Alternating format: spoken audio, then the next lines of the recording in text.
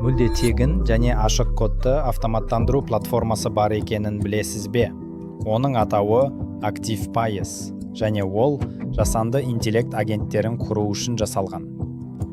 Басқа құралдар әр тапсырма үшін ақы алатын болса, ActivePath арқылы сіз шексіз автоматтандыруды іске қоса аласыз. Мейлі өз серверіңізде, self-hosted, мейлі бұлтта, cloud болсын. 15 минуттың ішінде толыққанды лид жинау процесін орнатып, ол деректерді жинап, сүзгіден өткізіп, жекелендірілген хабарламаларды автоматты түрде жібереді. Барлығы мінсіз жұмыс істеп тұр.